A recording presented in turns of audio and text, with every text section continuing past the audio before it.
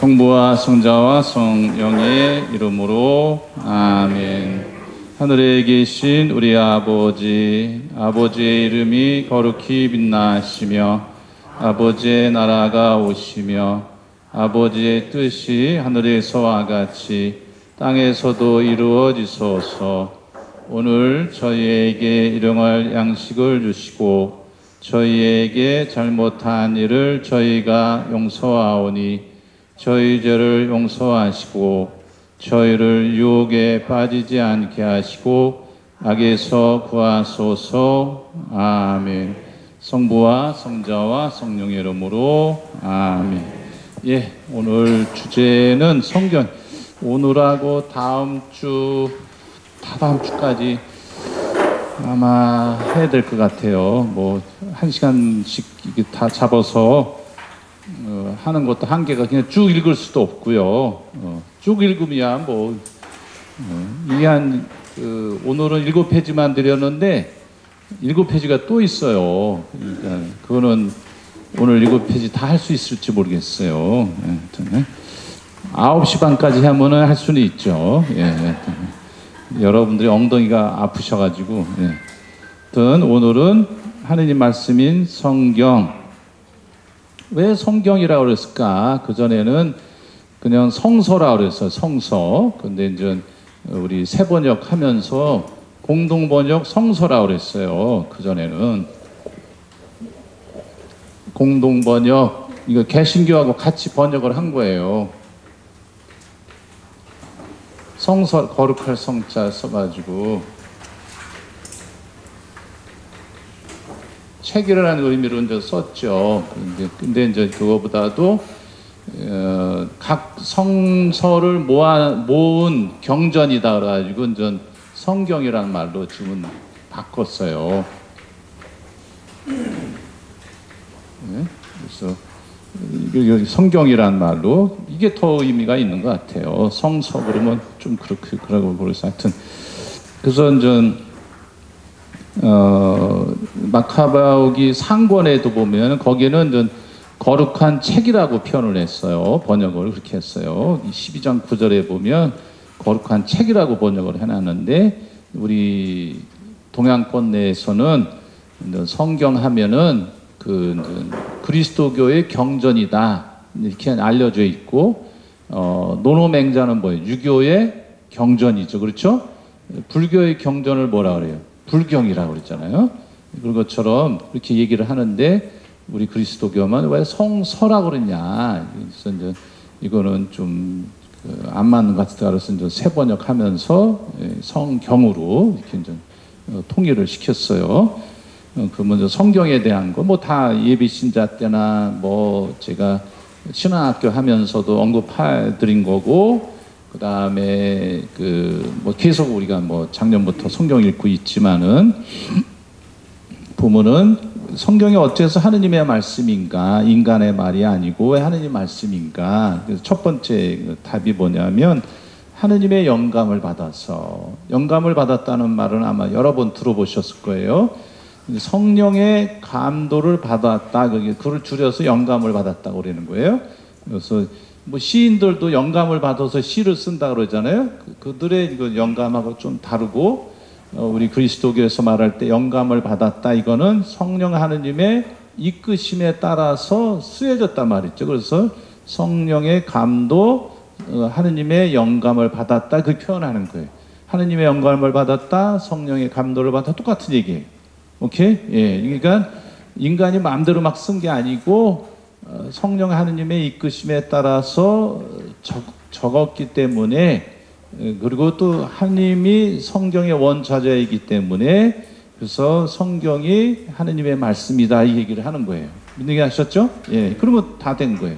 그래서 그 하느님께서 당신과 당신의 뜻, 의지, 계획을 밝히시는 것을 계시라고 그랬죠? 예, 그런 계시를 전달 그 과정 중에서 하느님께서 특별한 방법으로 개입을 하셔서 그 글을 쓰게 하셨단 말이죠. 그래서 성령의 감도, 이끄심, 그 유의물에 다 있어요. 무슨 얘기 하셨죠? 예, 감도, 도자가 이끌 도자예요. 예? 그래서 성령 하느님의 비추심, 이끄심에 따라서, 인도하심에 따라서 쓰여졌단 말이죠. 그래서 성령의 감도, 하느님의 영감을 받았다. 그렇게 표현을 하는 거예요. 무슨 얘기 하셨죠? 예, 예. 그래서 거기는 뭐 다 전달이 다 됐어요. 그래서 그 다음에 이제 이거를 이제 이게 이제 뒤에 가면 또 나오겠지만은, 예. 그래서 하느님의 영감을 받았기 때문에 하느님의 말씀이다. 이렇게 이제 그걸 알고 계시면 되고, 두 번째로 왜 또 어째서 하느님의 말씀인가? 새로운 출발을 하기 때문에 성경을 읽은 사람들이 그냥 가만히 있는 게 아니라 마음을 움직이신단 말이죠. 그래서 과거의 삶을 버리고 새로운 삶을 출발하기 때문에 그 성경이 하느님의 말씀이라는 거예요. 그래서 보면은 히브리서 4장 12절 유명한 말씀이죠.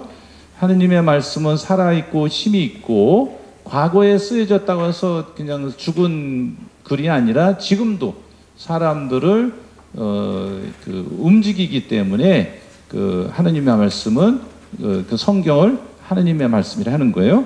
어떤 쌍날칼보다도 낙칼, 아주 이제 폐부를 찌르기 때문에, 그래서 사람 속을 꿰찔러 혼과 영혼을 가르고 관절과 골수를 갈라 마음의 생각과 속셈을 가려냅니다.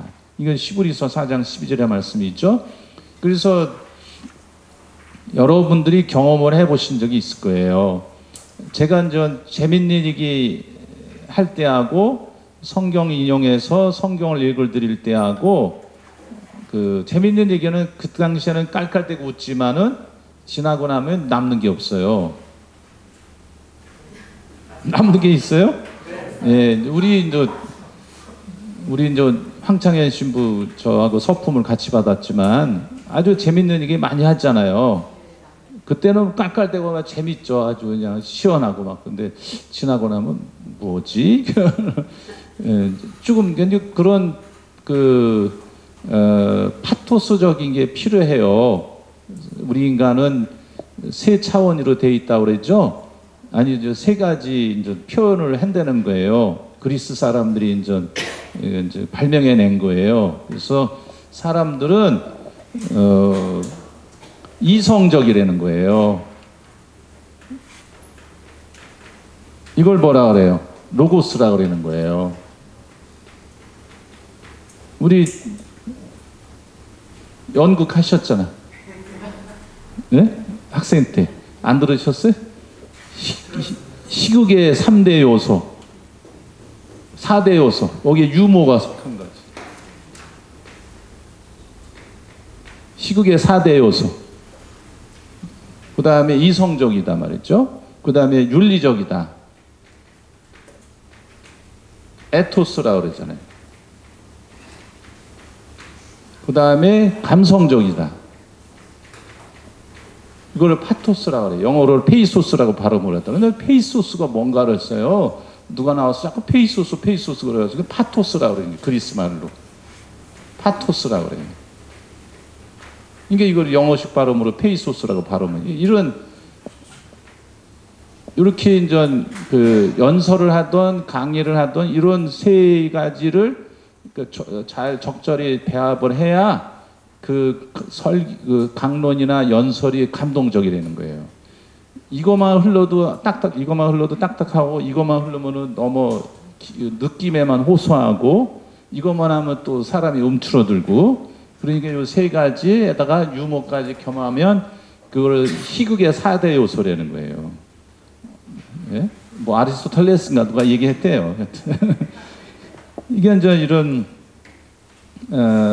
성경이 왜 이 얘기를 했냐면 하느님 말씀이니까 그대로 전달을 할 때 사람을 변화시키는 거지 감성적인 게 필요 없다는 게 아니라 그것이 주를 이루면 안 된다는 거예요. 이거 적절히 조화를 이루어야죠. 그렇죠? 예. 그래서 저는 유머가 좀 빠져가지고 잘 안 되는데 슬쩍 던져도 알아듣는 사람이 있지만은 무딘 사람은 못 알아듣는 거죠. 저기 성토요일 날 그랬잖아요. 스트리킹의 원조라고. 기억도 안 나시지? 예. 예수님 제자 중에 그 예수님을 그 붙잡혀 가니까 도망치는데 옷도 뺏겨가지고 알몸으로 뛰었잖아요. 그걸 뭐라 그래? 스트리킹이라고 그러잖아요. 이게 스트리킹의 원조라고 그랬잖아요, 제가. 아직도 못 알아듣는 분이 있어요. 약간 예? 그럼 할 수 없죠, 뭐. 모를 수 있죠. 뭐 스트리킹을 한 거 제가 68년에 봤어요. 저희 집 앞에 도로에서. 근데 이 사람이 한겨울인데 옷 벗고 막 뛰는 거예요. 정신이 좀 왔다 갔다 하는 사람이죠. 그런데 이제 이상한 소리 막 하고 김일성이 어쩌고 이상한 소리 하니까 경찰이 잡았죠. 그리고 잡아가지고 두들겨 팬 것 같아. 그러니까 저녁 때 저희 집 옆에 이제 저희 집 앞이 이제 중심거리니까 그 옆에 와서 일하고 있더라고요. 이게 이상한 소리 하니까 막 경찰이 데려다가 두들겨 팬 거지. 이게 정신이 없는 사람, 좀 왔다 갔다 하는 사람이 있죠. 그러니까 대낮에 옷 벗고 뛰지 맨정신으로 어떻게 그걸 뛰어요. 말도 안 되는 거지. 하여튼 예? 68년에 있었어요. 제가 기억이 나요. 하여튼 예. 하여튼 그래서 이런 그런 이성적이고 그런 윤리적이고 감성적이고 그렇게 다 적절히 조화를 이루어야 그런 연설이나 강론이나 이게 그 감동을 준다는 거죠. 예? 이 오바마 연설이 아주 좋다고 얘기하는 게 뭐냐면 클린턴도 마찬가지고 이성적이면서 감성적인 면을 탁탁 건드리면서 그 연설을 하는 거예요. 제가 영어를 다 못 알아들어도 오바마가 연설을 하는데 그 청중 분위기 때문에 그러는지 제가 TV 보는데도 저도 감동을 받는 거예요. 무슨 말인지 다 못 알아듣는데도 제가 알아듣는 단어가 탁탁탁탁 중간에 들어오잖아요. 근데도 감동을 받아요.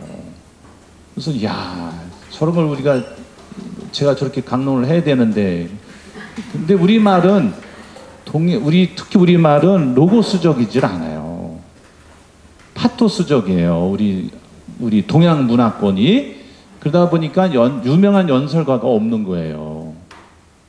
근데 서양 사람은 이성적이고 윤리적이고 감성적이고 이게 종합되어 있는데 우리는 요게 강하죠.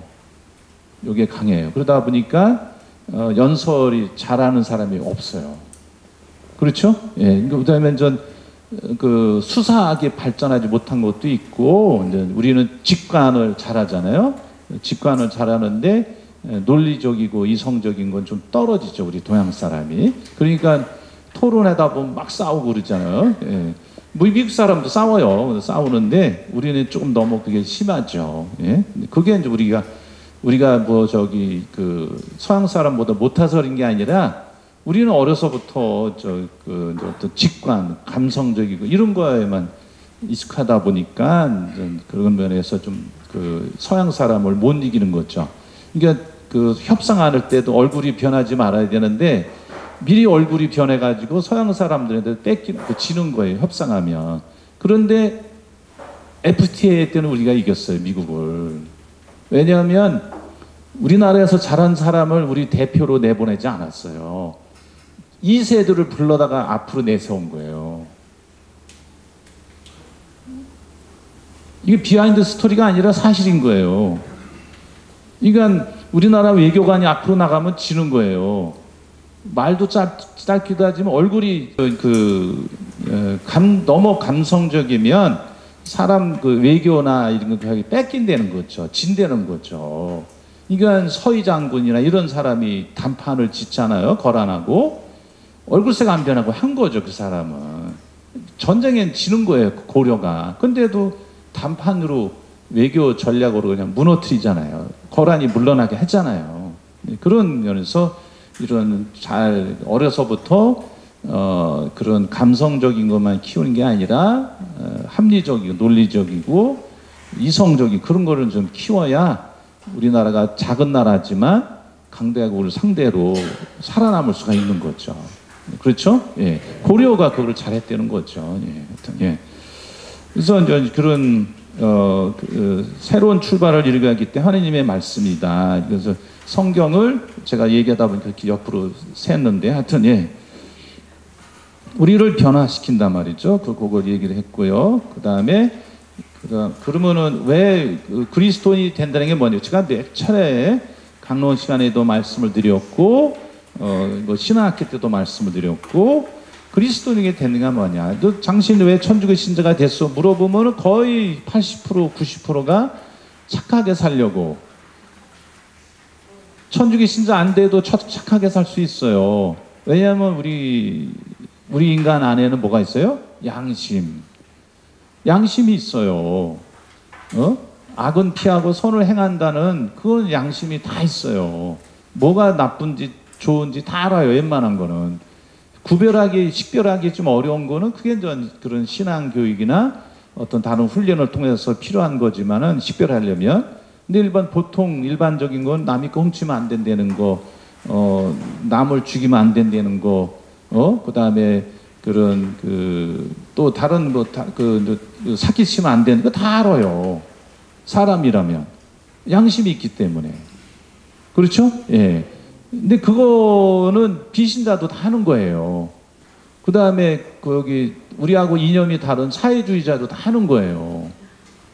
다 해요. 어떻게 보면 우리 남한 사람보다 북한 사람이 더 잘할지도 몰라요. 왜냐하면 개성공단 가서 우리 공장 지금은 폐쇄됐지만 우리 남쪽 사람들이 가서 공장 운영을 했잖아요. 북한 사람들 이렇게 직원으로 데려다가 공장 직원으로 썼다고요. 거기 가서 사장했던 분들이 저한테 어떻게 알게 돼서 얘기하는데 그렇게 순박할 수가 없다는 거예요. 그렇게 순박할 수가 없다는 거예요. 이제 자본주의가 들어가면은 그때부터 이상해. 왜? 물질에 이렇게 마음이 뺏기다 보니까 남 속이고 뭐 이런 사람이 자꾸 나오는 거죠. 중국도 마찬가지고. 중국도 자본주의 들어가기 전까지는 그런 문제가 없었다는 거예요. 다 같이 어려우니까. 근데 이제 물질 때문에 빈부차가 나니까 어떻게? 이게 뭐 이상한 놈이 자꾸 나오는 거예요. 중국도. 그래서 오죽했으면 시진핑이 니네 믿는 종교대로 좀 해봐라 그랬다는 거예요. 시진핑이 10여 년 전에.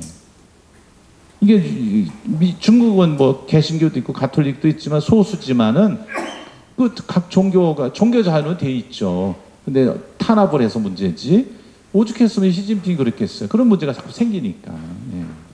예, 하여튼 그래서 단순히 어떤 윤리적이고 도덕적인 삶에만 그치는 존재가 아니라는 거예요. 우리 그리스도인이 된다는 것은. 그 답이 나왔죠.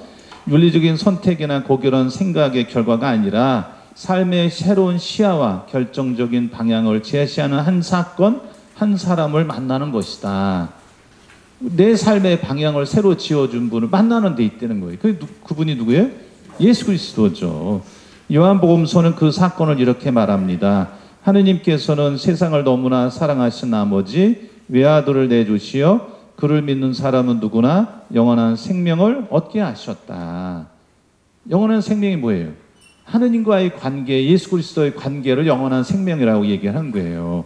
여기서 영원하다는 거는 시간적으로 오래 사는 게 아니라 질적인 영원함을 얘기하는 거예요. 질적인 시간을 얘기하는 거예요. 그래서 양적인 시간을 뭐라 그래요? 지난주에 말씀드렸죠?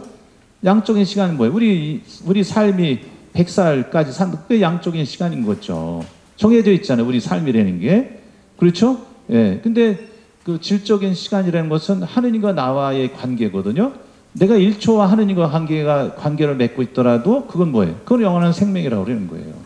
그런 시간 개념을 뛰어넘는 거거든요. 그렇기 때문에 영원한 생명이라는 단어는 하느님과 나와 같이 있는 상태, 머무는 상태, 하느님과 나와 관계가 아주 좋은 상황, 이런 거 다 말하는 거죠. 그걸 영원한 생명이라는 거죠. 오래 사는 걸 얘기하는 게 아니에요. 오래 살면 200살까지 살아봐요. 큰일 납니다. 다 죽었는데 나 혼자만 살아있으면 무슨 재미로 살아요? 재미없이 살아요? 아유, 예수님 가운데 토막 나오셨네. 자기 혼자 100살, 200살 살면 뭐예요?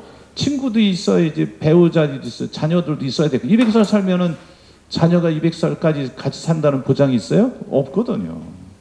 그건 뭐 없는 거예요. 그러니까 그런 그 인간의 삶이라는 거는 그 한계가 있는 거죠. 예. 그럴 때 사회가 잘 돌아가는 거죠. 예. 하여튼 그래서 영원한 생명을 얻겠다. 양적인 그 영원함이 아니라고 말씀을 드렸어요. 성경은 예수 그리스도께서 내 앞에 와서 말씀하시는 거라기 때문에 현존이라는 표현을 쓴 거예요. 성경을 읽고 묵상하지 않으면 그리스도를 알 수 없고 그분을 느낄 수 없다는 말이다. 하느님께 대한 무지와 성경에 대한 몰이에는 그리스도인이라는 윤리의 정체성을 약화시킵니다. 그러니까 성경을 읽지 않으면 그리스도를 모르는 것이다. 예레오니모 성인이 말씀하신 거예요. 좀 이따 이제 예레오니모 성인이 나올 텐데, 성 예레오니모 이분이 이제 구약 신약 성경을 원본 그 히브리어로 돼 있고 그리스 말로 돼 있는 거를 그 당시에 라틴어로, 대중 라틴어로 번역을 해요. 그래서 그걸 불같다 그래요. 성격이 불같아서 불같다가 아니고 그 성격이 불같았어요. 라틴어로 불같아. 대중이라는 뜻이에요. 대중적이다. 예? 근데 성격이 말 그대로 불같으죠? 말 그대로 불같았어요, 이분이. 이상하게도 우리말로 맞아 떨어졌어요. 이게 그냥 화를 금방 내고 성격이 불같으니까 아주 태양인인가 봐요. 그러니까 그냥 성격이 불같아가지고 화냈다가도 또 그냥 뉘우치고. 그래서 그분 상본을 보면 한 손에 돌을 들고 가슴을 치는 장면이에요. 그런 성화가 있어요. 예? 예, 이분이 이제 그런 성격의 이제 소유자인데 아주 이상하게도 우리말에 맞아 떨어졌어요. 예. 무슨 말인지 아직도 못 알아듣는 거죠. 하여튼, 예. 그래서 성경을 읽지 않으면 그리스도를 모른다. 그리스도를 모르면서 어떻게 우리가 그리스도이라고 얘기를 하면 안 되잖아요. 그렇죠? 예, 그 말을 아주 유명한 말씀을 하셨어요. 하느님께 대한 무지, 성경에 대한 몰이에는, 그리스도에는 우리의 정체성을 약화시킬 수밖에 없는 거죠. 그러므로 우리는 끊임없이 그분의 말씀을 읽고 마음 깊이 받아들여 그분을 닮고 마침내 그분과 하나 되어야 한다. 계속 읽어야죠. 예? 예. 그러니까 여기 남자분들 군대 갔다 오신 분도 계시고, 또 자매님들은 우리 현재 남편들, 형제님들하고 연애 편지 한 거 있잖아요. 지금까지도 박스에 담아 놓으셨어요? 안 담아 놓으셨어요? 안 담아 놓으셨어요? 아가페 자매님? 있어요? 아유, 사랑하시는 분이죠. 나머지는 사랑 안 하시니까 갖다 버렸죠? 그러면 사랑하는 분이 편지를 보내면 어떻게? 읽고 또 읽고 또 읽고 그렇잖아요. 감동을 받잖아요. 우리가 보면 아무것도 아닌 것 같은데 감동을 받잖아요. 네? 사랑하는 분의 편지니까 계속 읽는 거예요. 그 보관하고 또 읽고 찾아보고 그러잖아요. 마찬가지로 우리 내가 하느님을 사랑하고 예수님을 사랑한다면 그분의 사랑의 편지인 성경을 안 읽을 수가 없는 거죠. 반복해서 읽을 수밖에 없는 거죠. 예. 그 다음에 한 사람을 만나는 것이라고 했다. 그래서 그 사람이 누구냐? 그분이 누구냐? 예수 그리스도이다. 그분을 어디서 만날까? 성경이다. 우리가 성경을 읽을 때 우리를 만나러 오신다. 또한 우리와 말씀을 나누신다. 성 암브로시오라는 주교님이 계셨어요. 12월 7일인데 말씀을 드렸어요. 아우스티노 성인 회심을 시킨 주교님이죠. 암브로시오. 이태리 북부의 밀라노라는 곳에 주교님으로 계셨거든요. 밀라노. 이분이 이제 하신 말씀이 뭐가 있냐면, 내가 기도한다는 것은 하느님께 말씀을 드리는 거다. 내가 성경을 읽는다는 것은 하느님의 말씀을 듣는 거라고 얘기를 하셨어요. 기도한다는 건 내가 말씀을 드리는 거예요, 하느님께. 그 다음에 성경을 읽는다는 것은 그분의 말씀을 내가 듣는 거예요. 그래서 이제 제가 작년에 성경, 기도 이렇게 시작한 거죠. 그렇죠? 그러니까 성경과 기도는 뗄래야 뗄 수 없는 거예요. 네. 그 연관이 하나님 말씀이니까 그거 가지고 성경 말씀 내용이나 아니면 규절을 인용하면서 우리가 하나님께 말씀을 드리면 당신의 말씀이니까 드릴 수 있는 거죠. 그렇죠? 예, 그러니까 그렇게 하는 거죠. 예. 암브로시오 성인 그 말씀. 전 베네딕토 16세는 교황님은 성경은 과거에 관한 것이 아닙니다. 주님은 과거가 아닌 현재에 말씀하고 계시고 오늘 우리와 이야기하십니다. 엠마오로 가는 두 제자 얘기죠? 예, 그 얘기도. 엠마오로 가는 두 제자 얘기는 과거의 얘기가 아니라 지금도 우리한테 이루어지고 있다고요. 그래서 어떤 분이 정말 실이 절망에 빠져 있었는데 손에 잡히는 뭐가 있어서 잡아서 읽었더니 하나님의 말씀이 하나님 성경이 있던 거예요. 성경 읽고 삶이 바뀌었다고요. 그분은 우리에게 빛을 주시고 생명의 길을 보여주신 어두움, 절망, 다 어둠이죠? 근데 하나님의 말씀이 살아계시기 때문에 우리 마음에 와서 우리를 빛으로 나가게 해주신다고요. 예. 또한 우리에게 공동체를 선물하시고 평화를 누리도록 우리를 준비시키고 우리 마음을 열어주십니다. 우리 마음을 굳은 마음. 그렇죠? 예. 그래서 계시 현장, 제2차 바티칸 공예 문헌 중에 하나요. 계시 현장. 성경과 성전에 관한 것만 우리 교회의 가르침을 담고 있는 거예요. 그걸 계시 현장이라고 그래요. 거기 보면 하느님의 말씀은 교회의 버팀목과 활력이 되고, 이게 성경 읽지 않는 본당은 다 그냥 죽어 있는 거예요. 다 죽어 있어요. 한번 다른 본당에 가보세요. 성가 소리 제대로 부르나, 성가 제대로 부르나, 미사 전에 하는 기도하는 모습, 성당 들어오는 자세, 태도, 그거 보면 다 알아요. 그 들어오는 거 보면 성가 소리 딱 들어보면 알아요. 제가 다른 성당 가서 미사할 때 성가 소리 들어보면 딱 알아요. 아, 이 성당은 열심한 교우들이 모여있는 성당이구나. 딱 알아요. 성가 소리가 다 그냥 반 이상이 장례미사 소리 같다 그러면 끝난 거예요. 그 성당은 성경 안 읽는 사람이 태반이라는 얘기예요. 예? 그리고 성경 읽으면 하느님을 찬미하는 건데 성가를 안 불러요? 부르죠. 모른다? 배워야죠. 스마트폰에 다 나와요. 유행가는 이명웅의 노래는 들으면서 그냥 이러면서 왜 하느님을 찬미하는 성가는 모른다고 그러면서 이명웅의 노래 모르면 배우지 안 배워요? 밤새워 배우지? 몇십 번을 틀고 또 틀고 틀잖아요. 안 해요? 미국에서 48년 개신교 다닌 사람이 천주교로 왔어요. 제가 가자마자 예비신자 교리하는데 12명이 왔는데 다 개신교 진짜 다니다 온 사람이에요. 12명이 다.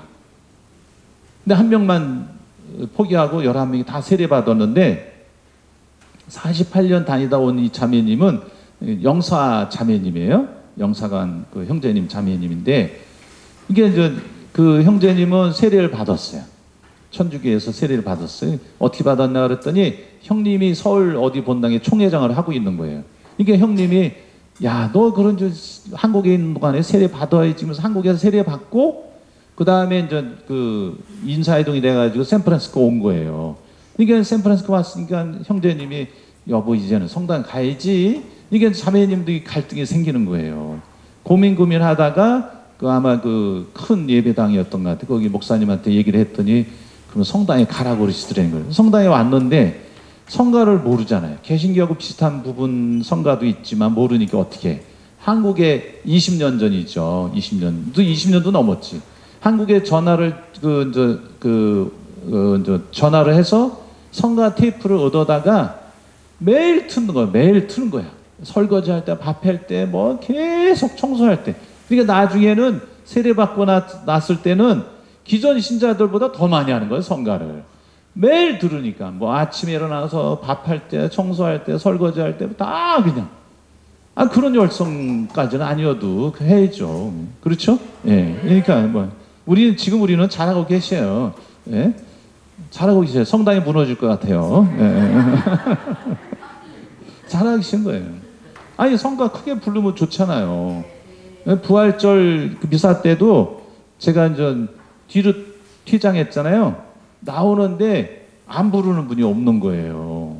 10시 미사 때 낮에 안 부르는 분이 없는 거예요. 다 성가책 들거나 이제 젊은 친구들은 스마트폰 성가가 있으니까 성가 다 들고 하더라고요.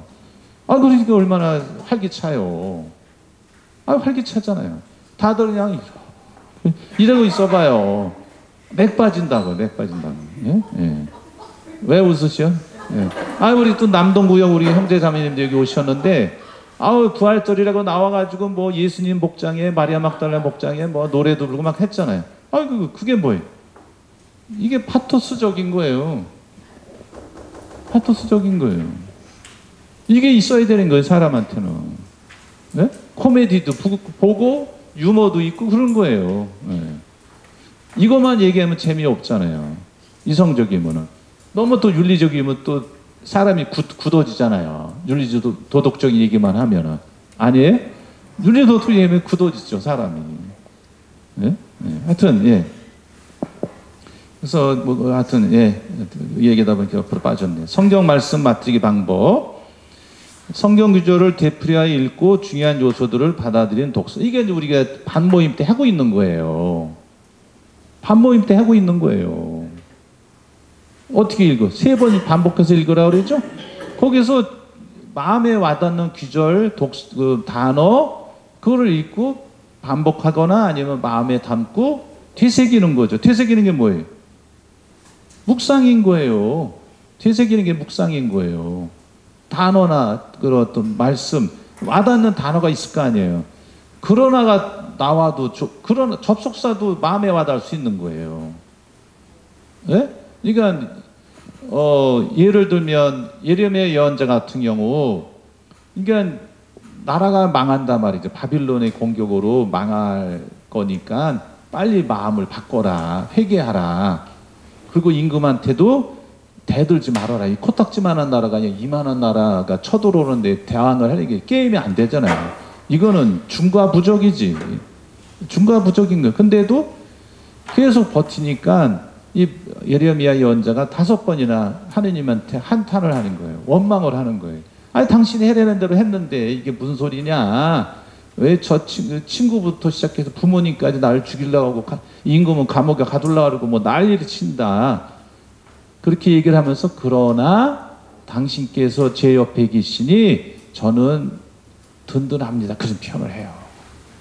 그러나 접속사가 딱 들어가면서 반전이 되잖아요.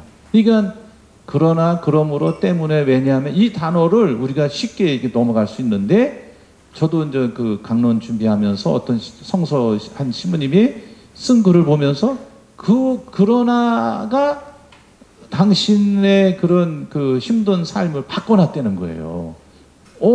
그래? 다시 보니까 그러나가 이게 확 분위기를 바꿔놓는 거예요. 굉장히 중요한 표현, 아무것도 아닌 것 같은데 우리는 그냥 대충 넘어가잖아요. 예. 쭉 얘기하다가 그러나 하면 또 싹 바뀌는 거죠. 예? 예. 그러니까 단어나 뭐 문장이나 자기 쭉 굉장히 정독을 해야 되는 거죠. 정독을. 그러니까 눈으로 이렇게 간독하지 마시고 간독, 볼간자라고 그러잖아요. 간독. 이렇게 하면 안 된단 말이죠. 눈으로 보면 안 된다. 그래서 우리나라 조상들이 노노맹자 읽을 때 어떻게 했어요? 소리내서 읽었다고요. 소리내. 눈으로 읽는 게 없어요. 현대인들이 눈으로 읽었지 고전 우리 조상들은 다 소리내서 읽었다. 그래서 말 그대로 뭐예요? 독서예요. 읽을 독자. 독서예요, 독서. 뭐를 읽어? 책 썼자니까. 소리내서 읽었다. 그때도 소리 고래고래 지르면서 해야 되는 게 아니라 그래도 남한테 방해받지 않으면 소리내서 읽으려는 거죠. 예. 이게 많이 읽는 게 중요한 게 아니라 그 주일 독서 복음만이라도 미사 오기 전에 한번 읽어보고 아니면 부부간에 같이 소리내서 교대로 읽어도 좋고 그러면은 성당 와서 또 한번 읽고 또 미사 중에 또 읽고 또 듣잖아요. 그러면 어떻게 3번을 되는 거죠. 3번이 되면은 오늘 말씀 전례 내용이 뭔지 딱 들어오게 돼 있어요. 외울 문제가 아니라 외울 필요도 없어요. 그냥 잘만 들어도 오늘 내용이 이거구나. 아니면은 이게 무슨 뜻일까? 이게 무슨 이 단어가 어떤 의미를 담고 있지? 그러면 좀 그거를 해결이 되는 거죠. 그다음에 이제 어제 엠마오로 가던 2 제자가 예루살렘에서 엠마오까지 60 스타디온 그냥 한 10여 킬이 한 10km 된다고 그러면 되잖아요. 근데 성서학자도 이게 문제예요. 스타디온이라고 번역을 해놨어요. 스타디온이 뭐지? 여기 미르 스타디움인가? 그러면 스타디움이 200km 트랙이잖아요. 200m. 근데 실제로는 185m예요. 1스타디온이 길이가. 그러면 제가 강론한테 설명을 했잖아요. 그러면 이거 다 아는 거예요. 이제. 아는 거예요. 어? 내가 안 찾아봐도 아는 거예요. 여기 뒤에도 그게 이제 길이 표기가 다 나온다고, 여기 뒤에. 그러면서 이제 그게 궁금한 게 해결이 되는 거예요. 어? 근데 그냥 오면 어떻게? 궁금한 게 없어요. 그냥 오면. 그래서 미리 읽고 오면 궁금한 게 질문을 이렇게 담고 오는 거죠. 질문을. 그렇죠? 예, 질문을 담고 온다고요. 예. 맨 뒤에 보면은 그 길이, 부피, 무게, 뭐 다 나와 있어요. 예? 그러면 스마트폰을 언제 치고 앉았어요? 딱 피면 딱 나오는 거지. 예. 반복해서 그거를, 말씀을 되풀이한다, 되새김한다. 예? 예. 그걸 묵상이라고 그러잖아요. 예. 그 다음에 하느님과 직접 대화하고자 머무르는 기도, 오레이션이라고 그래요. 영어로는요. N자가 붙으면 돼요. 예. N자만 붙으면 다 영어예요. N자 띄면 라틴어고. 예. 예. 그 다음에 이제 그건 이제 되풀이하고서 하느님, 좀 이렇게 기운이 없네요. 이렇게 제가 기운이 없죠? 우리 여기 자녀들이 뭐 하는 일이 잘 안 돼서 그런가요? 그래서 가만히 머물러 있다가 하느님께 또 말씀을 드려요. 잠깐 침묵하고 또 말씀드리고, 이런 시간이 이게 이제 기도가 되는 거죠. 그러니까 묵주기도도 좋고 삼정기 다 중요한 거지만은 이런 시간도 필요하다는 거죠. 그렇죠? 예. 그 다음에 이제 마음을 집중시키는 관상, 그리스도의 현존에, 예를 들면 어떤 할머니가 이제 신부님한테 찾아가서 기도하고 싶은데 잘 안 돼요. 그랬더니 그러면은 가셔서 아침에 일어나시면은 가만히 한번 주변의 소리를 들어보라 그래요. 소리를 들어보라고. 뭐 새 소리든 무슨 풀벌레 소리든 뭐 자동차 소리든 뭐든 가만히 들어보라 그래요. 그래서 그거대로 할머니가 6개월을 했어요. 근데 어느 날 6개월 하고 난 뒤에 이제 본당 신부님 찾아가서 신부님이 하라는 대로 했습니다. 그러니까 이 할머니 얼굴이 달라진 거예요. 그래서 할머니 어떻게 하셨어요? 그랬더니 신부님이 하라는 대로 했다고. 그랬더니 주변에 있는 것이 다 아름다워 보이더라는 거예요. 이게 이제 관상인 거죠. 예, 얼굴 관상 보는 게 아니고요. 예, 하여튼. 그래서 이제 하느님의 현존을, 하느님이 내 함께 계시다는 믿음을 가지고 5분이고 10분이고 20분이고 30분이고 가만히 앉아 있는 거예요. 그러니까 내가 어떤 주도권을 쥐는 것이 아니라, 관상은 하느님께서 나를 이끌어 가시도록 내어 맡기는 것이 관상인 거예요. 하느님이 주도권을 쥐고, 내가 이니셔티브를 쥐는 것이 아니라 하느님께서 나를 이끌어 가시도록. 이게 이제 한두 번 해서 되는 건 아니죠. 그래서 이런 식으로 성경 말씀을 읽고 난 뒤에 이렇게 하시면 좋을 것 같아요. 예, 어려울 건 없습니다. 예, 자꾸 연습을 하셔야 돼요. 예, 예. 그리스도의 말씀은 여러분의 마음속에서 날이 밝아오고 샛별이 떠오를 때까지 어둠 속에서 비치는 불빛이다. 그러므로 하나님의 말씀을 읽고 공부하고 묵상하는 것은 우리를 그리스도와 그분의 가르침에 따르는 충실한 삶으로 이끈다. 그러니까 우리가 그동안에 너무 소홀히 했는데, 하여튼 여러분이 본당 신부가 강조하면 하고, 강조 안 하면 안 하고, 그렇게 하면 안 된단 말이죠. 네? 그거하고 관계없이 하시면 좋을 것 같아요. 네? 그래서 제가 아까 이제 오후에 제가 20여 년 전에 광명 광북성당에 있었어요. 그래서 있었는데 25주년 올해가 됐다고 해서 본당 25년사를 이렇게 해서 보내왔더라고요. 그래서 저하고 해당되는 부분을 이렇게 보니까 뭐 성경 읽기표도 제가 나눠드리고 그 다음에 5분 길이 해설 뭐 신약 성경 해설 거기서 처음으로 한 거예요. 신약 성경을 그 처음부터 끝까지 다 한 거예요. 요한묵시록까지 1년 동안에 딱 끝난 거예요. 5분 교리를 1월 첫째 주부터 성탄 전주까지. 그래서 바로 그냥 충무로 가서 인쇄해가지고 2,000부 다 나눠드렸죠. 예, 2,000부를. 그게 이제 그때 처음 나온 거예요. 예, 뭐 그런 얘기도 막 나오고 그러더라고요. 그래서 미사 해설한 거, 그 다음에 신앙 실태 조사한 거, 그게 다 나왔어. 그 다음에 주변에 어려운 사람들 급식하는 거, 그런 거 뭐 다 자선한 거, 뭐 그거 다 지금 우리가 하고 있는 거 거의 그대로 그 전에 다 한 거예요. 그러니까 본당 신부가 바뀐다 하더라도 그거 관계없이 우리 교회의 정신이라면 계속 해야죠. 예? 본당 신부가 관심 있으면 하고 관심 안 두면 안 하고. 그러면 애들이지. 그게 그 어른은 그 성인은 그렇게 하면 안 된다는 거죠. 그렇죠? 예. 그래서 누가 강조를 하든 안 하든 꾸준히 하면 되는 거. 예? 우리 신앙 성장을 위해서. 예. 성경의 경전화 과정. 경전. 우리 아까 경전이라고 그랬죠? 예. 경전. 한자말 경전은 우리나라에서 통상 3가지 뜻으로 풀이된다. 첫째는 변하지 않는 법칙과 도리. 둘째는 성인들이 짓거나 그들의 언행을 적은 글이나 책. 이거는 좀 뭐 불교 경전이든 뭐 유교 경전이든 이렇게 나오죠. 그 다음에 종교의 교리를 적은 책. 우리 그리스도교의 그 성경에서의 그 성경의 경전의 의미는 이 3가지를 다 포함한다 볼 수 있죠. 예. 개신교에서는 경전 대신에 주로 정경이라는 말을 쓴다. 바른 그 정경이라 그 경전이란 말이죠. 그래서 유다교하고 그리스도 경전에서는 올바름의 여부가 아니라 경전에 속하느냐 속하지 않느냐 경전으로 채택 안 되냐 그게 문제인 거예요. 이게 이제 정경 그러면 올바르냐 그러냐 그런 문제죠.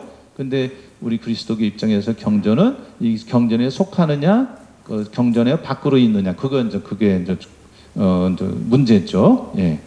유다교에서는 그 구약 성경 유다교에서는 1세기 말부터 그리스도교에서는 4세기부터 경전의 말을 성경으로 인정한 책들의 목록을 가리키기 위해 사용하였다. 그리고 이때 비로소 그리스도교회는 모든 경전을 한데 묶어서 오늘날 성경이라 부르는 한 권으로 된 책을 만든 것이다. 이렇게 경전에 속하는 책은 그리스도교의 신앙과 생활의 규범으로 작용한다. 반면에 어떠한 책이 경전에 속하는지 곧 성경령의 감도로 저술되었는지는 구약 성경과 관련해서는 유다교가 구약 성경과 신약 성경 관련해서는 그리스도교가 판단하였다. 어느 개인이 하는 게 아니라 교회가 판단한 거예요. 예? 예, 교회가 구약 성경만 읽는다 그건 유다교인 거죠. 우리 그리스도교는 구약과 첫 번째 계약과 새로운 계약 같이 본단 말이죠. 그렇죠? 예. 그래야 새로운 약속이 있지 첫 번 약속이 없는데 어떻게 새로운 약속이 있겠어요. 그렇죠? 예. 그래서 여기서 구약이라고 제가 그랬는데 지금 유다교 이스라엘 사람들은 구약이라고 그러면 싫어하니까 첫 번째 약속이라는 말을 미국에서는 좀 써요. 첫 번째 계약, 약속. 하느님의 첫 번째 약속이라는 얘기죠. 계약. 우리는 좀 새로운 두 번째라는 말 쓰기도 하는데 두 번째 계약 이렇게 쓰기도 해요. 네. 그래서 우리 그리스도교에서는 BC, AD 이렇게 쓰잖아요. 근데 미국에서는 지금 이거 안 써요. 네. 센츄리, 세기 전, 시대 이렇게 쓴다.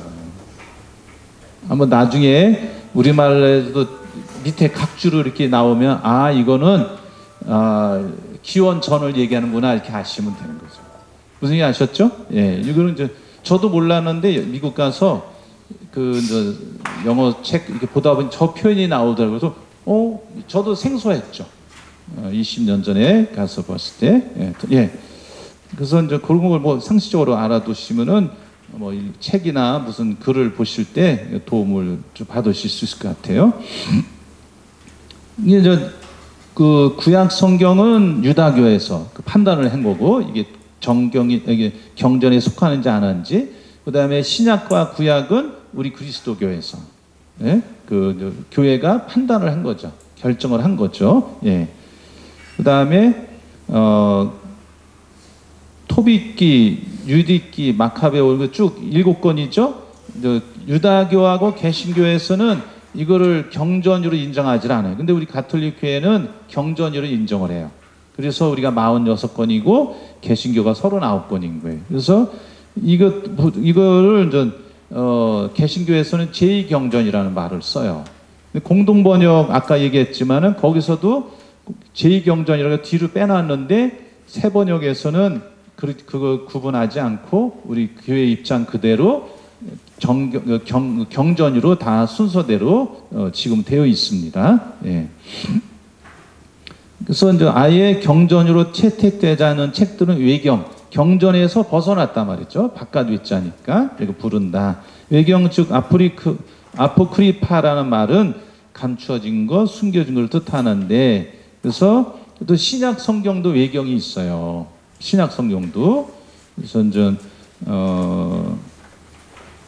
여기 이제 구약 성경 외경 인문이라고 익히 있거든요. 예, 처음 보셨죠? 예, 저만 갖고 있을 거예요 아마. 그 성경 가르치는 신부들이나 이게 우리 벌써 오래전에 나온 거예요. 예? 여기에 보면 우리 가톨릭 교회 경전에 속한 것도 있고, 그 다음에 우리 가톨릭 교회 경전에 속하지 않은 이제 그 외경이라는 것이 있는데, 마카베오기 제 3권, 4권 이런 게 있어요. 그 다음에 에즈라기 2권 뭐 이런 게 있어요. 이거는 이제 구약 성경 외경이라고 그랬죠. 근데 우리 가톨릭 교회는 그거를 받아들이지 않죠? 받아들이지 않는데 그리스 정교회나 그 다음에 슬라브 정교회에서는 그거를 자기들 경전에 들어가 있어요. 무슨 얘기 하셨죠? 예. 근데 우리 가톨릭 교회는 그거를 뺀단 말이죠. 그래서 그걸 다 설명을 하는 책이 이제 나온 거죠. 예. 예. 하여튼, 예. 그럼 상식적으로 알아두시면 좋을 것 같아요. 예. 그 다음에 신약 성경도 외경이 있어요. 27권에서 벗어난 것이 있어요. 그거를 이제,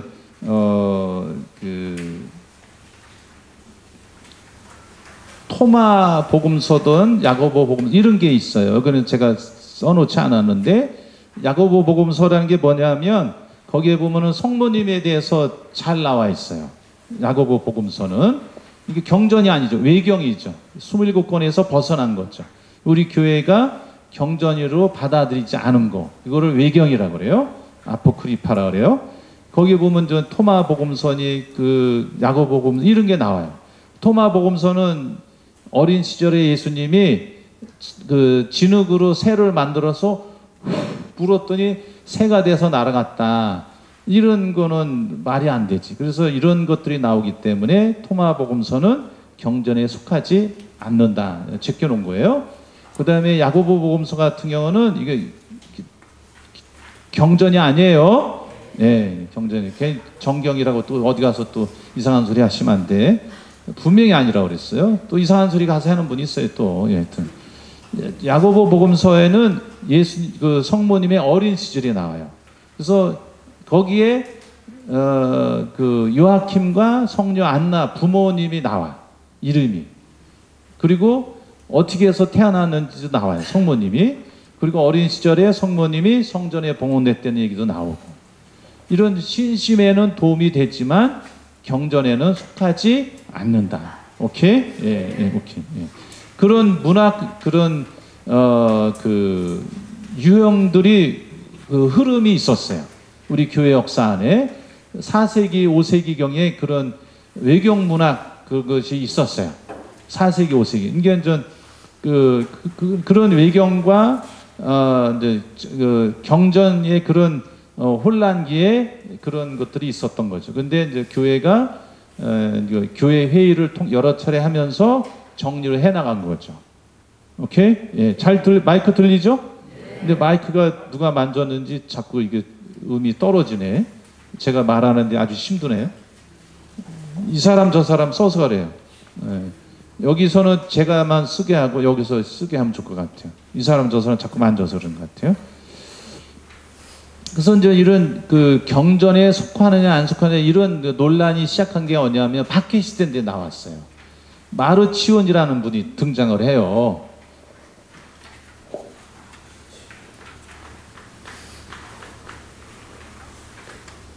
뭐 마르키온이라고 발음하는 사람도 있는데 마르치온. 이분이 원래 주교님이었는데 이분이 이제 성경을 읽다 보니까 성경이 뭐 그 당시 지금처럼 책이 있던 시절이 아니고 어디 이제 그 뜯어진 거 어디 뭐 있고 뭐 이런 거만 그 필사본 그 파피루스니 뭐 양피지 된 거 그거만 갖고 있었던 거죠. 누가 읽어주면 듣고 뭐 그런 시절이니까 책이 보편화되기 전이니까. 근데 이분이 이제 주장을 한 거 읽다 보니까 구약은 하느님이 너무 무서워. 그래서 이제 구약 성경은 다 빼. 구약 성경을 배제로 해. 그리고 복음서도 루카 복음서만. 그리고 또 바오로 서관만. 요것만이 성경이라고 그러는 거예요. 마르치온이. 그래서 이제 우리 교회가 이거 그 경전을 정리를 해야 될 필요를 느낀 거지. 그러면서 그 교회 회의를 이렇게 열기 시작하면서 아타나시오라는 주교님이 4세기경에 처음으로 경전은 이거이다 하고 이제 밝히기 시작한 거죠. 그 다음에 그 후대에 한 3세기경에 무라토리라는 그 분이 경전을 이제 목록을 적은 책을 내요. 무라토리 단편이라고 그래. 그래서 무라토리라는 분이 성경 그 경전 목록을 만들어요. 그래서 무라토리 단편이래. 무라토리라는 사람 이태리 분이에요. 분이 이제 이 책에서 경전을 그 성경은 이거다 하고 이제 적어 놓아요. 예? 이게 이제 20세기에 발견이 돼 가지고 이제 연구가 더 많이 됐죠. 예. 또 이태리 분인데 하여튼 이런 과정을 거치다가 아까 말씀드린 대로 아타나시오 주교님이 4세기경에 성경은 이겁니다 하고 이제 그 경전을 이렇게 정하기 시작한 거죠. 이런 자꾸 어려움이 생기니까 아셨죠? 예. 그 다음에 다 됐네. 예, 경전 판단 기준. 그 다음에 보시면 경전 판단 기준 보셨죠? 예, 성경에서 어떤 책이 경전에 속하게 되는가를 판단하는 기준은 그 책이 얼마나 오래전에 쓰였느냐, 아니면 하느님의 백성이 얼마나 오랫동안 그 책을 읽고 존중해야 하냐 달려있는 것이 아니라 그 책이 하느님의 영감을 받아 쓰여 교회 안에서 믿음과 실천의 표준으로 자리 잡았느냐 그렇지 못하느냐 달려있다. 하느님께서는 당신 백성에게 무엇을 믿어야 할지 그리고 어떻게 처신해야 할지 가르쳐주기 위해서 그 책의 저자를 통하여 말씀하신다. 이 사실이 바로 성경을 그 밖의 다른 종교적 문헌들과 구별하게 만드는 기준이다. 그러니까 오래됐다고 해서 그 경전에 속하는 것이 아니라 하느님 영감을 받아서 쓰여있는데 우리 가톨릭 신앙 안에 믿음과 실천의 표준으로 잣대로 잡혀 있으면서 신앙인들이 살아갔느냐 말이죠. 근데 그렇지 않은 거는 그 경전에서 다 빠진 거죠. 그래서 이게 이제 기준이 되는 거죠. 예, 다음 주에 또 하겠습니다. 예, 다 못했네요. 예.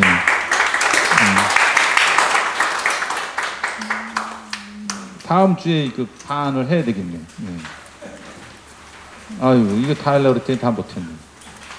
뭐 어려운 거 있으셨어요? 너무 어려워요? 네.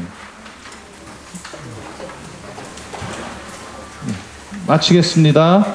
성부와 성자와 성령의 이름으로 아멘. 영광이 성부와 성자와 성령께 처음과 같이 이제와 항상 영원히 아멘. 성부와 성자와 성령의 이름으로 아멘. 고맙습니다. 예.